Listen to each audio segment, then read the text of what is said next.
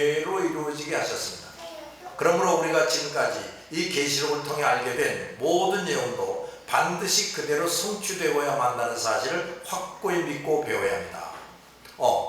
이제 그때가 되면요, 많은 땅을 소유한다. 그것도 참 부질없는 일이 되지 않겠어? 그게 뭐 길이 다 쩍쩍 갈라지고 교통이 마비되고 뭐 모든 게 다 파괴되고 그러는데 그 땅만이 가져가야 뭐 같냐? 그렇지 않겠어?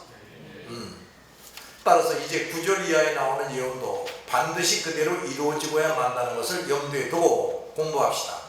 자, 이런 놀라운 비밀을 지금 이 성경을 통해 저와 여러분에게 하나님께서 귀뜸해 주고 계신 것입니다. 이 비밀이 여러 성경책에 기록되어 있으나 이 기록을 읽고 깨달아 알고 있는 사람은 극히 소수에 불과합니다. 다시 말하면 하나님께서 기록된 말씀을 통해 오늘날에도 이 세상 사람들에게 수시로 비밀을 말씀해 주고 계시지만 관심의 초점을 그 말씀에 맞추고 그 말씀에 관심을 가지고 읽거나 들으며 그 의미를 깨닫고 있는 사람, 하나님이 귀뜸해 주고 계시는 놀라운 이런 비밀들을 무슨 뜻인지 분명히 깨달아 알고 있는 사람이, 그런 사람의 수는 수천 명 교인들 중에서도 단 몇 명에 지나지 않습니다. 더욱이 성경 진리에 대해 많은 것을 깨닫고 신앙생활을 훌륭하게 하고 있는 사람들 중에도 이 계시록의 비밀을 어느 정도라도 분명히 알고 있지 못한 분들이 상당히 많습니다. 심지어 어떤 분은 훌륭한 신앙인인데 말하기를 우리가 복음 진리를 확실히 믿고 주의를 열심히 하다가 천국 가고 상급을 많이 받으면 됐지, 그 어려운 요한계시록을 알겠다고 애쓸 필요가 없다고 할 정도입니다. 훌륭하게 일꾼의 사역을 감당하는 성도 입에서조차 계시록은 어렵다는 말이 나오고 그것은 그다지 중요치 않다는 말이 나올 정도라는 것은 신앙생활하는 성도들이 대체적으로 이 계시록을 잘 모르고 있고 그 예언이 얼마나 자기 자신과 자기 사역에 중요한 것을 제공해 주는지를 모르고 있다는 것을 보여주는 것입니다. 물론 예수 믿는 사람 모두가 목사님이 되는 것은 아니듯이 모든 성도가 이 계시록을 반드시 알아야만 천국 가는 것은 아닙니다. 계시록을 도무지 모르고 천국 간 사람들 많지요? 네. 그러나 이 계시록은 시대들의 역사와 흐름을 다 포함하고 있고 그것을 하나님께서 얼마나 치밀하고 철저하게 섭리하고 주관하셨는가를 보여줌으로써 그것을 깨닫는 자로 하여금 그 신앙과 힘이 더 확고해지고 샘솟게 합니다. 더욱이 사탄과 악령들의 정체와 그들의 역사가 어떤 것인지 그리고 그들의 종말이 어떨 것인지에 대해 이 계시록처럼 영의 세계를 분명히 알게 해주는 계시가 없습니다. 그리고 이 계시록을 알게 될 때 지금 현재의 순간이 하나님의 섭리의 대무대, 큰 무대 중에서 어디에 속하고 있는가를 알게 되고 지금 현재가 아울러 내가 무엇을 왜 어떻게 해야 할지, 그래서 그 하나님의 섭리의 큰 무대 속에서 내가 감당해야 할 사명이 무엇인지를 전체적인 안목으로 확실히 알 수가 있습니다. 이것을 안다는 것은 내 삶의 목표와 의의가 무엇인지를 가장 분명하게 아는 것입니다. 아멘. 그러니까 이 계시록을 열심히 읽고 가르치고 배워야 돼요. 왜냐? 이제 곧 올 예언이니까. 근데 그런 교회가 얼마나 되느냐. 뿐만 아니라 21세기를 살고 있는 오늘날의 성도들은 이제 세상 종말이 그야말로 코앞에 다가온 시대 속에 살고 있습니다. 알았어요? 네. 어디까지 왔다고? 코앞까지. 그 세상 종말에 일어날 일들이 참으로 중대하고 엄청난 일들인데 그런 것에 대한 예언이 이 계시록에 상세히 실려 있다는 사실을 알 때 이 계시록은 과거 어느 시대 성도들보다 오늘날 성도들이 날마다 세심하게 배우고 연구해서 상세히 알아야만 하는 계시이며 그래야만 다가오는 엄청난 역사 속에서 구실을 할 수가 있는 것입니다. 이거 봐요. 자, 우리가 지금 열심히 모여서 우리가 더 깨지고 치료되고 변화되고 무장하고 성장하다고 열심히 배우고 훈련하지요. 목이 터져라고 기도하지요. 땅까지 복음을 전하자고. 그런데 말이야, 우리는 이 계시록을 통해서 이제 우리 바로 앞에 무슨 일이 어떻게 벌어질지를 잘 알아야 돼요. 왜 그래? 우리 이전 시대 사람들은 이거 잘 몰라도 이런 일이 오기 전에 천국 가는 사람들이고, 우리는 이제 이런 일이 코앞에 와 있다라고 생각을 해야 돼요. 이미 지금 코로나 재앙을 시작해서 이거 전 세계적인 재앙이 이미 시작됐구나 하는 걸 우리가 알 수 있죠. 그렇다고 그러니까 이제 우리들은 예수 믿고 구원받는 것에 대해만 신경 쓸 게 아니라 이 미래가, 우리 코앞에 있는 미래가 어떻게 될 것이라고 성경이 뭐라고 예언되어 있나, 이거 자세히 알아야 돼요. 그리고 그걸 잘 준비해야 되고, 그러면 이제 이런 시대를 만나도 나는 그럼 어떻게 해야 될까, 뭘 해야 될까, 이런 걸 좀 알아야 되겠다 이 말이지. 그러므로 오늘날이야말로 교회마다, 하나님의 종들마다 이 계시록을 가르치고 또 가르쳐야 하고, 성도들은 그 어느 때보다도 깊은 관심을 기울이고 분명히 알고 깨달으려고 힘써야 합니다. 그리고 기회 있을 때마다 이 비밀을 전혀 모르고 있거나 잘 모르고 있는 다른 성도들에게 부지런히 가르쳐줘야 합니다. 아멘. 자, 그러면 9절에서 10절을 다시 보겠습니다. 시작. 그와 함께 은행하고 전치하던 땅의 왕들이 그가 분명한 연기를 보고 위하여 울고 가슴을 치며 그의 고통을 무서워하여 거리에 서서 이르되 하이도다 하이도다 큰 섬 견고한 섬 바벨론이여 한 시간에 내 심판이 이르렀다 이르렀다. 여기 보면 먼저 땅의 왕들이 당하는 것을 예언해 줍니다. 땅의 왕들이라는 것은 이 세상에서 지도자, 통치자, 권력자로 행세하는 자들을 통칭하는 말인데, 넓은 의미로는 자기 자신을 제일로 여기는 자들, 자기를 제일로 여기는 자들도 여기에 포함됩니다. 물론 이들 모두는 하나님과 교회를 반대하는 자들. 그런데 이들이 그 불붙는 연기를 보고 위하여 울고 가슴을 치며 그 고난을 무서워하여 멀리 서서 가로되 화이토다 화이토다 큰 성 바벨론, 큰 성 견고한 성 바벨론이여 한 시간에 내 심판이 이르렀다 하리라고 했다. 한 시간에, 아주 순식간에 심판이 이르렀다 이거지. 시간이 오래 걸리노. 이 말씀 우리는 세심한 눈으로 보고 알아야 할 것입니다. 우선 여기 보면 그들이 하게 되는 행동이 몇 가지로 나옵니다. 첫째, 운다 그랬습니다. 운다. 여기서 운다는 것은 그저 소리 없이 눈물을 흘리는 정도가 아니라 도저히 참을 수가 없어서 큰 소리로 통곡하는 것을 의미한다. 두 번째, 가슴을 친다 했어요. 이 말은 그저 단순히 속상해서 가슴을 치는 정도가 아니라 죽은 사람을 앞에 놓고 너무 어처구니가 없고 속상해서 가슴을 두드리는 것을 의미하는 말입니다. 나라의 통치자들과 지도자들, 권력자들이 도저히 참을 수가 없어서 큰 소리로 통곡하고 많은 죽은 자들을 앞에 놓고 너무나 어처구니가 없고 속상해서 가슴을 두드리는 것처럼 크게 괴로워하게 되는 날이 반드시 온다는 말입니다. 근데 이거 봐, 권력자들, 통치자들, 이런 자들이 우선 이런 아주 슬픈 순간을 맞이하게 된다 이런 얘기죠. 응?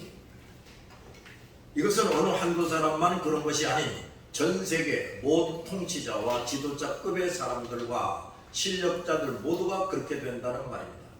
아직 세계 역사상 이런 일은 없었습니다. 그러나 반드시 이런 때가 오야 마는 것입니다.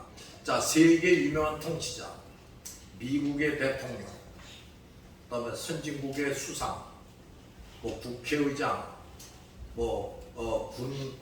군에서 사령관 노릇하던 자들, 그다음에 또 재벌 총수, 자, 이런 자들이 말이야, 자기의 그 아들, 딸들, 자손들이 처참하게 죽는 것을 보면서 그 어마어마한 재물과 권력이 하루아침에 다 날아가 버리는 걸 보면서 기가 막혀하면서 통곡하면서 가슴을 치면서 운다는 거죠. 이런 때가 온다는 거야. 왜 그렇게 됐어? 그 자들이 이 땅에 사는 그 모든 일반인들을 세상제일주의, 물질제일주의, 쾌락제일주의 이런 것으로 몰고 가는 그 선장들이었단 말이야. 선장들. 너희놈 새끼들부터 처참해라 이렇게 된다. 잘 들었냐? 그러니까 그 유명한 통치자들, 재벌 총수들 부러워할 거 하나도 없어. 지금은 선진국 지도자들을 외시해서 세계 모든 나라들의 지도자급의 사람들이 이렇게 저렇게 결속해서 서로의 이익과 안전을 꾀하고 그런 대로 안심하고 지내고 있고, 누가 어려움을 당하면 그와 동맹을 맺은 나라 사람들이 제법 도와줘서 위기를 모면할 수 있었는데, 때가 되면 누가 누구를 돕거나 위로할 수 없이 모두가 미친 사람들처럼 통곡하며 가슴을 치게 된다는 것입니다. 1986년 미국의 챌린저가 공중에서 폭발했을 때 그 광경을 육안과 TV로 보고 있던 가족이나 미국 사람들이 소리를 지르며 통곡하는 모습을 TV를 통해서 보았습니다.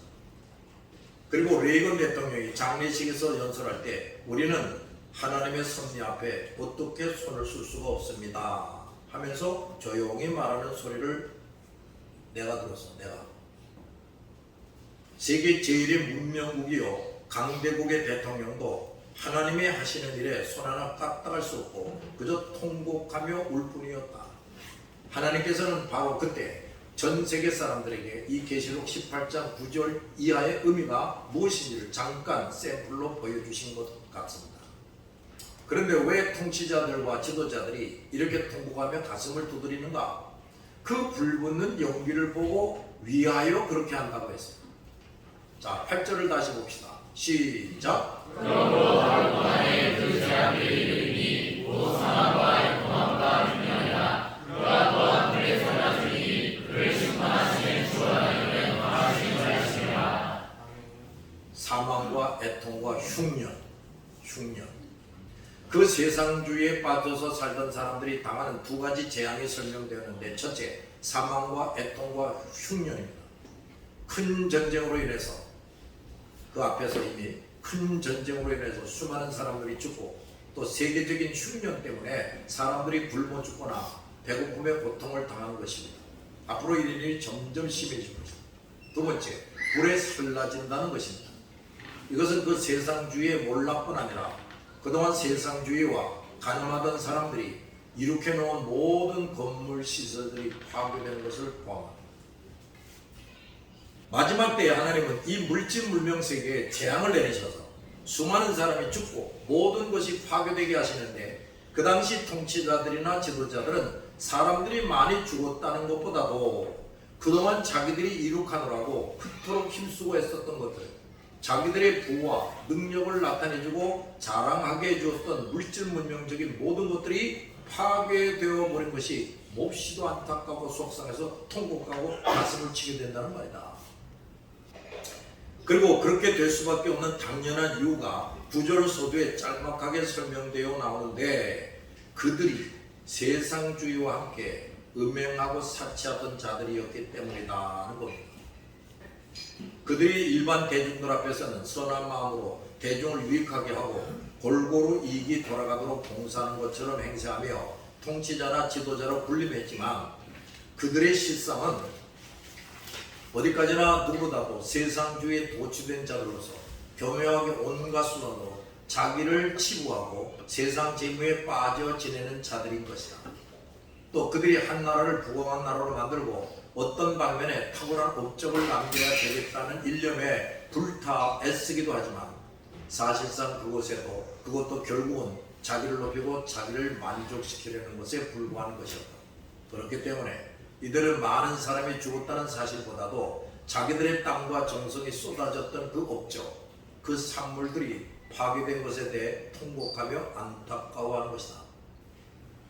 세상주의에 빠지면 사람들보다도 사물들이 더 귀하게 여겨지게 됩니다.